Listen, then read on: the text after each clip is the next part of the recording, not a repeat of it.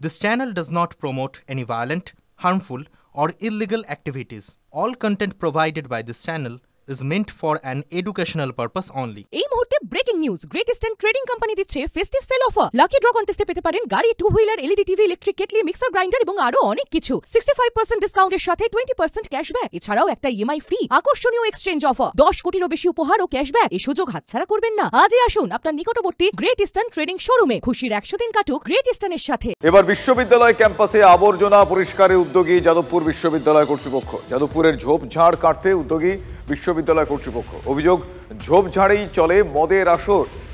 এই অবস্থায় আবর্জনা সাফাইয়ের টেন্ডার ডাকলো বিশ্ববিদ্যালয় কর্তৃপক্ষ। অন্যদিকে পড়ুয়াদের জন্য আনা হচ্ছে প্রফেসর মেন্টরদের। একজন প্রফেসর খেয়াল রাখবেন 20 জন পড়ুয়ার। আমার সহকর্মী সুমন মহাপাত্র এই মুহূর্তে রয়েছেন আমার সঙ্গে টেলিফোন লাইনে। সুমন, আমি জানতে চাইবো যে সরাসরি রয়েছেন সুমন আমার সঙ্গে। সুমন, আমি জানতে চাইবো, বিরোধী দলনেতা যেমন বলেছিলেন কোট আনকোট, তিনি জঞ্জাল শব্দটা ব্যবহার করেছিলেন। আক্ষরিক অর্থেই যাদবপুর বিশ্ববিদ্যালয় কর্তৃপক্ষকে জঞ্জাল সাফ করার উদ্যোগ নিতে দেখা যাচ্ছে। এই জঞ্জাল সাফ করার উদ্যোগ তড়িঘড়ি কি কি কারণে, তারা কি বলছেন, এই জঞ্জালের আড়ালে কি কি ছিল, কি কি হতো? দেখো, যাদবপুর বিশ্ববিদ্যালয়ে একটা বড় ক্যাম্পাস এবং সেই ক্যাম্পাসের বিভিন্ন জায়গায় কিন্তু আবর্জনার স্তূপ এবং ঝোপঝাড় রয়েছে। সেই ঝোপঝাড়ের আড়ালেই কিন্তু এই মাদক এবং মদের আসর বস্তু বলে অভিযোগ উঠেছে।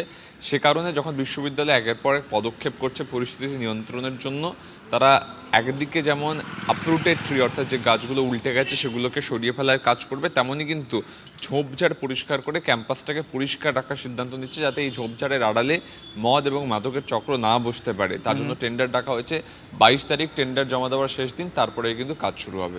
আরও একটা বিষয় খুব সংক্ষেপে জেনে নিই, মেন্টর বিষয়টা, প্রফেসর কিছু মেন্টর রাখার ব্যবস্থা, সেই বিষয়টা নিয়ে কতটা কি কাজ এগোলো, তারা কি কি সিদ্ধান্ত নিলেন এখনো পর্যন্ত?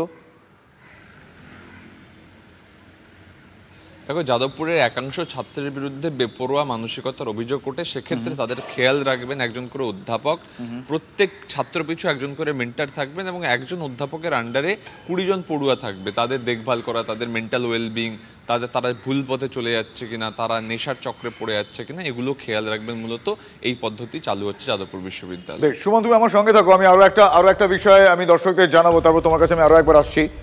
যাদবপুর বিশ্ববিদ্যালয় এর আগেও বেশ কিছু ঘটনা ঘটেছে, তারপরে বারবার সেখানে ক্লোজ সার্কিট ক্যামেরা বসার কথা ওঠে, কিন্তু বারবারই পড়ুয়ারা আপত্তি, পড়ুয়াদের একাংশ বললে বোধহয় বেটার বলা হয়, পড়ুয়াদের একাংশ এই ক্লোজ সার্কিট ক্যামেরা বসানো নিয়ে, সিসি ক্যামেরা বসানো নিয়ে তারা আপত্তি জানায়। যাদবপুর বিশ্ববিদ্যালয়ের পড়ুয়াদের জিবিতে সিসিটিভি ক্লোজ সার্কিট ক্যামেরা বসানোর বিরোধিতা করা হয়। পড়ুয়াদের সঙ্গে কথা না বলে ক্লোজ সার্কিট ক্যামেরা বসানো যাবে না, তারা বিরোধিতা করেন।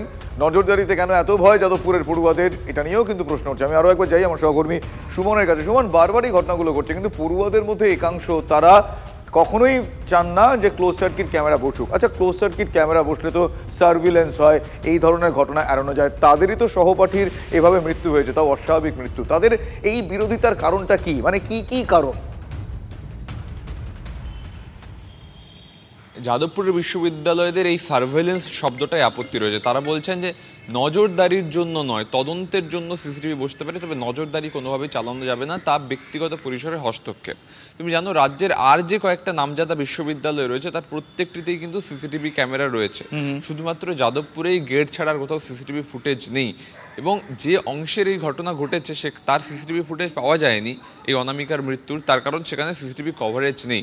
যাদবপুরের পড়ুয়ারা জিবিতে সিদ্ধান্ত নিয়েছেন যে কোনোভাবেই কিন্তু এই সিসিটিভি বসানো যাবে না। তোমাকে দ্রুত একটা পোস্টার দেখাবো, তুমি দেখো, এখানে পরিষ্কার লেখা রয়েছে পরিকাঠামো শুকিয়ে কাট সিসিটিভিতে 68 লাখ। অর্থাৎ সিসিটিভি বিরোধী যে তাদের যে প্রচার, সেই প্রচার কিন্তু ক্রমাগত চলছে। বেশ, ধন্যবাদ সুমন। আমার সহকর্মী সুমন মহাপাত্র এই মুহূর্তে ছিলেন আমাদের সঙ্গে যাদবপুর বিশ্ববিদ্যালয়ের ক্যাম্পাস থেকে। এবং যাদবপুর বিশ্ববিদ্যালয় সম্প্রতি অনামিকা মণ্ডলের মৃত্যুর পর যে সমস্ত প্রশ্নগুলো উঠছে, তার অন্যতম প্রশ্ন এই ক্লোজ সার্কিট ক্যামেরা সার্ভিলেন্স, সেই বিষয় নিয়েও কিন্তু এই মুহূর্তে ছাত্রছাত্রীদের একাংশ তারা বিরোধিতা করে চলেছে।